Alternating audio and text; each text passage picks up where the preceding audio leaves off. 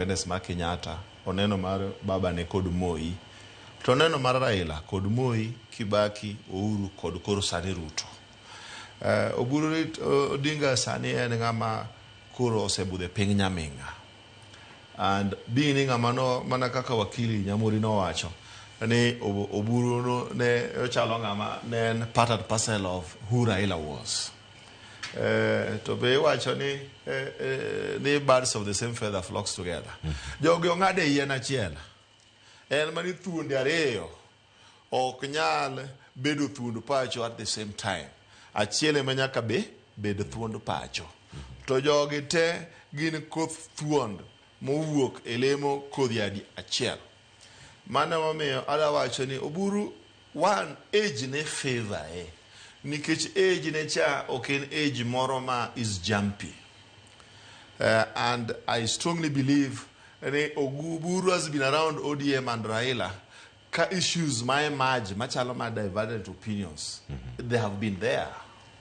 Paro mopogore gi ne iwacho chien kama Sifuna wacho mare koni, to osiepa mahero Babu Owino wacho mare koni, to Oburu bende wacho koni, Junet be wacho koni. But Raila ne guide gi to noko gag the freedom of speech kuom oganda mage. I believe in from that knowledge, Oburu Oginga biro steer the ship mar ODM. Gima nyalo miye one and a benefit of doubt. Gima bende adawacho ne jowinjo marwa. Nyamuri wacho gimoro ne Kenya nogo kod ligala mare kod mbi mar Luo. King'iyo kata mana signatures mag leader mag national emblems magwa.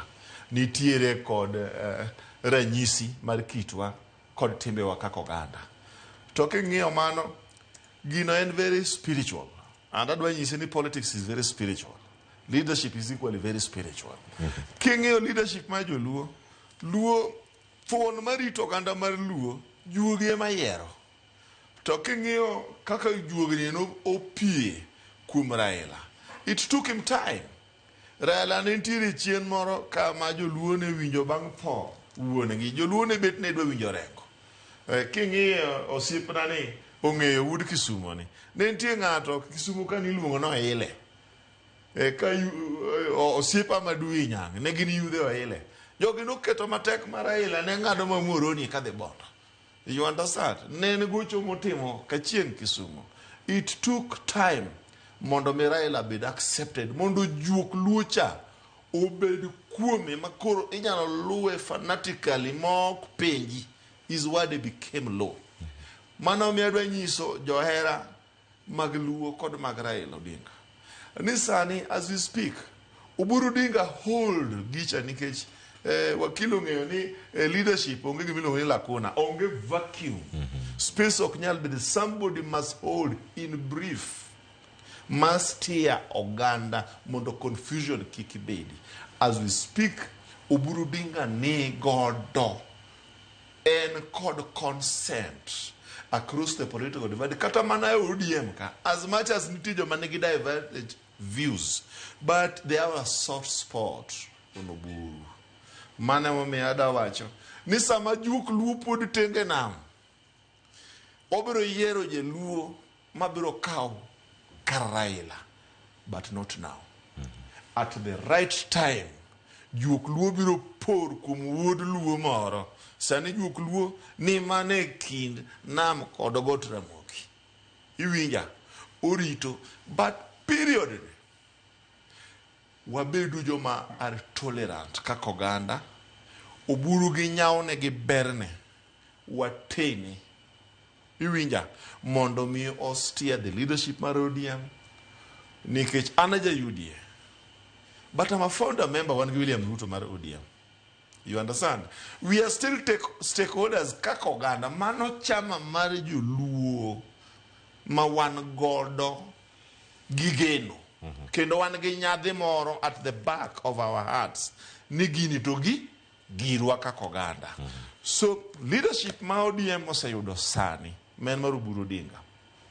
Watene kod hera, watene kod alam, watede kod bolruok, kod puonjruok. Erokamano ahinya. Ageni thuolo ni ka ndi gik mathoth ahinya mondo obedni wamulo kotene kod duond bura mar ODM. To kawuono abedo gi jo UDA ariyo emodong' e studio ka.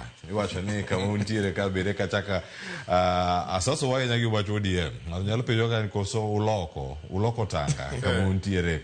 Weche thoth ahinya kora moja mana kaka iwinjo kanyo kowuok e statement mor kanyo kod duond bura mar ODM gin gi chenro mopogore opogore moting'o kaka gidhi bedo ka gichuo rapar margi ne Raila Odinga mano kochakre chieng' tarik 2 kod mano tarik 3 mano nyaka chieng' tarik 6 mano dwe manyien kama gibedo kacha Kilifi County gibedo Mabei gibedo Migori mano ka gintiere kanyo mar chiwo luor margi mogik bende ne Raila Odinga mano gae mar ODM mosenindo. Weche thoth nyalo pontiere karka wang'eni podang' waduogo kodgi to twak mga duogo godo bang' ywe makao sani wakili kachel koda ka jakom mar UDA County ma Homa Bay en mara apaya mano mara Rironi ma Summit Road kama chiegni gi Naivasha